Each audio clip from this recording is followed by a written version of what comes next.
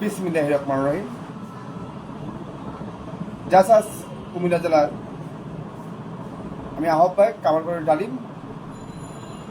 আমাদের বাংলাদেশ জাতীয়তাবাদী দল বিএনপির প্রতিষ্ঠাতা শহীদ রাষ্ট্রপতি জিয়াউর রহমানের সহধর্মিণী, বাংলাদেশ জাতীয়তাবাদী দল বিএনপির চেয়ারপারসন, দেশ নেত্রী, গণতন্ত্রের মা, আপসহীন নেত্রী, দীর্ঘদিন অসুস্থ থাকার পরে সুদূর লন্ডনে চিকিৎসা শেষে বাংলাদেশে আসছেন। বাংলাদেশে উনি আসাতে আমাদের যারা তৃণমূল আমরা আছি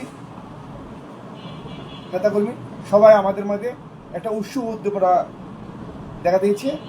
আমরা আগামী দিন আমাদের নেত্রী গণতন্ত্রের মা দেশম খালেদা জিয়াকে আগমন উপলক্ষে আমরা কালকে জাসাস বনানীতে অবস্থান করব এবং আমাদের জাসাস কুমিল্লা জেলা উত্তরের সকল ইউনিটকে আমি আহ্বান জানাচ্ছি আগামী দিনের এই আমাদের অনুষ্ঠানকে সফল করার জন্য। এবং আমাদের দেশমুখী খালেদা জিয়া দীর্ঘদিন অসুস্থ ছিলেন। খুনি হাসিনা বিগত দিনে ফ্যাসিস্ট সরকার তাকে সুচিকিৎসার ব্যবস্থা করেননি, বংশ মৃত্যুর দিকে ঠেলে দিয়েছে। ভেবেছে খালেদা জিয়াকে মেরে দিলে জাতীয়তাবাদী দলের আদর্শ শেষ হয়ে যাবে, তাদের নেতাকর্মীকে নিঃশেষ করা যাবে। কিন্তু অশেষ আল্লাহর রহমতে ছাত্র জনতার আন্দোলনে খুনি হাসিনা দেশ ছেড়ে পালাতে বাধ্য হয়েছে।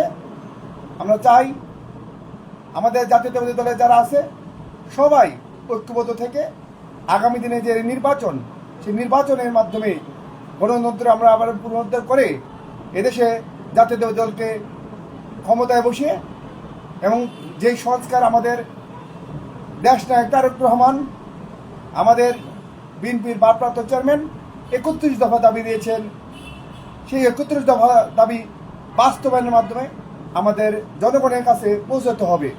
কারণ আগামী দিনে আমরা চাই একটি অবাধ সুষ্ঠু নিরপেক্ষ নির্বাচনের মাধ্যমে আমাদের জাতীয়তাবাদী দল ইনশাআল্লাহ ক্ষমতায় আসবে।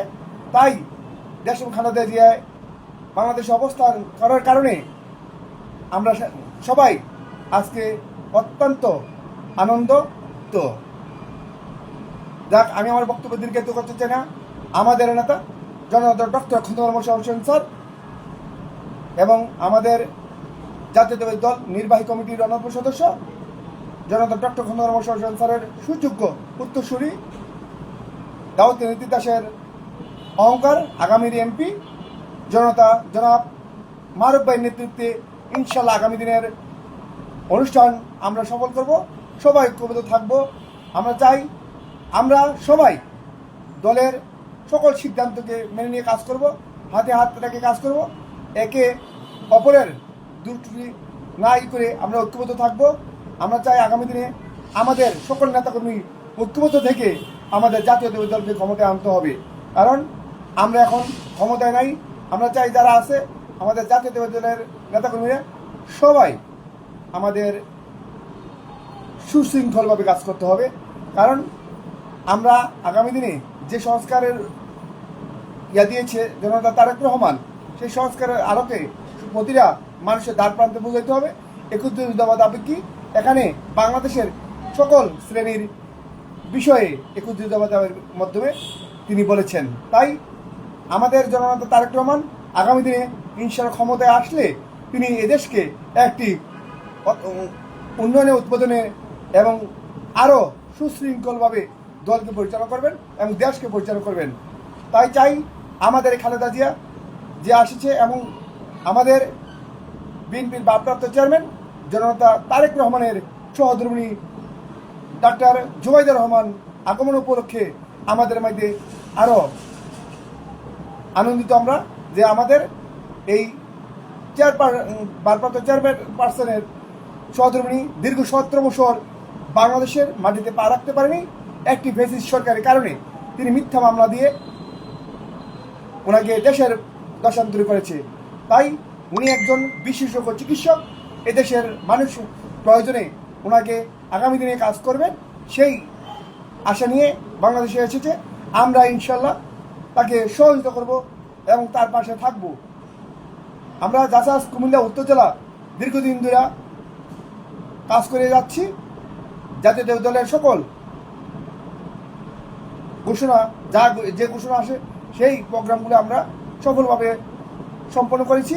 তাই চাচ্ছি আগামী দিনেও আমরা সকল ঐক্যবদ্ধ থেকে আগামী দিনে যে কর্মসূচি আসবে সকল কর্মসূচিতে আমরা সফল করব এই আশা ব্যক্ত করে আমার নেতা জনাব ডক্টর খন্দকার হোসেনের এবং ওনার উত্তরসূরি জনতা ডক্টর খন্দকার মানব হোসেন ভাইয়ের নেতৃত্বে আগামী দিনে আমরা ঐক্যবদ্ধ থাকবো। সবাইকে আবার ধন্যবাদ জানিয়ে আমার বক্তব্য শেষ করলাম। বাংলাদেশ জিন্দাবাদ, বাংলাদেশ জাতীয়তাবাদী সামাজিক সাংস্কৃতিক সংগঠন জাসাস জিন্দাবাদ। সবাইকে ধন্যবাদ। জনতা তারেক রহমান জিন্দাবাদ, জিন্দাবাদ, জিন্দাবাদ।